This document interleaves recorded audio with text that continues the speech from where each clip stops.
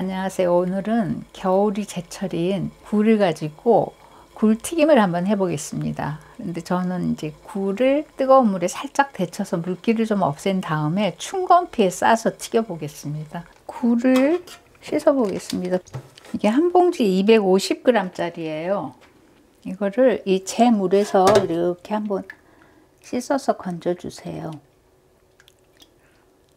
싱싱하고 좋네요. 저희 어머니는 굴을 이렇게 쓰셨었어요. 여기 굴에다가 이렇게 고운 소금, 굵은 소금은 굴 그 몸을 상하게 하니까 고운 소금을 여기 살살 뿌려주세요.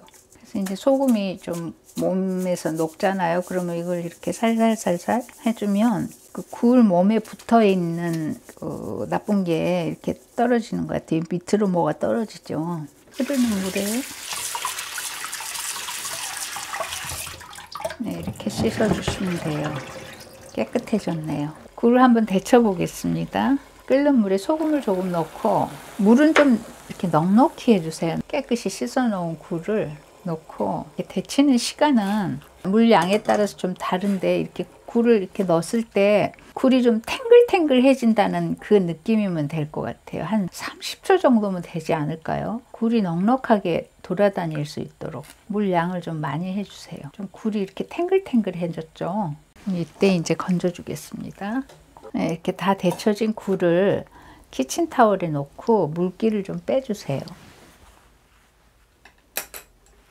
살살 눌러주세요. 물기 빼는 걸. 뜨거운 물에 살짝 데친 굴을 이거 춘건피에다가 싸겠습니다. 이렇게 하나 놓고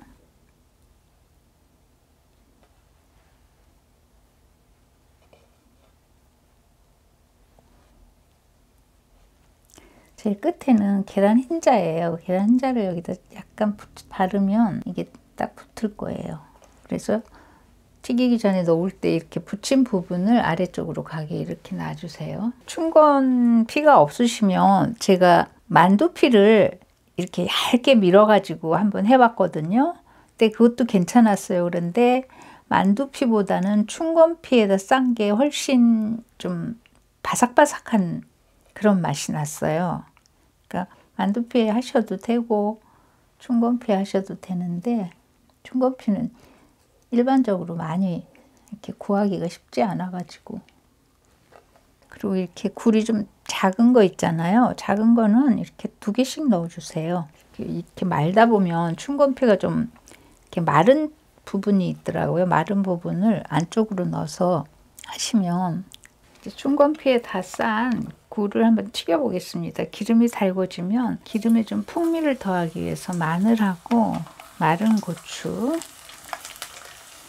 그 파 넣을 때는 이렇게 물기가 있으니까 꼭 키친타올로 닦은 다음에 넣어주세요. 살짝 튀겨내겠습니다. 불은 약불로 줄여주세요. 마늘이 약간 노릇노릇해질 정도까지만 튀겨주시면 됩니다. 여기에 춘건 싸놓은 걸 한번 넣어보겠습니다. 굴을 물기를 다 제거했어도 굴 자체에 물기가 많은 거니까 물이 튀길지 모르니까 조심해 주세요. 불은 너무 센 불에다 하면 이게 춘건이 탑니다. 넣었을 때 이렇게 너무 쫙 올라오는 정도 말고 지글지글 끓을 정도로만 해주세요. 춘건피가 약간 갈색빛이 날 때까지 끓여주세요. 불은 중약불로 해주세요. 이제 노릇노릇 색깔이 나왔으니까 꺼내 보겠습니다.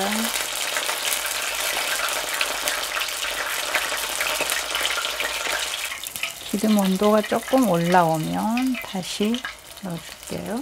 그리고 기름에는 튀기는 걸 너무 많이 넣지 마세요. 조금 이렇게 여유 있게 돌아다닐 수 있을 정도로 넣어주세요. 굴도 익은 거고 춘건피도 금방 익기 때문에 너무 오래 튀기지 않으셔도 돼요. 약간 색깔만 노릇노릇하게 나면은 꺼내주시면 됩니다.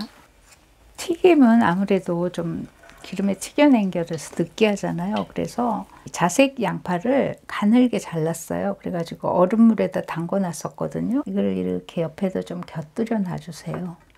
같이 먹을 수 있게. 찍어 먹을 소스는 간장 한 반 큰술에 이건 다시마 물이에요. 다시마 육수 조금 넣고 한 동량 정도로 넣어주세요. 이건 제가 만들어 온 레몬청이거든요. 레몬청도 좀 넣어주시고 레몬 하나 띄워주세요.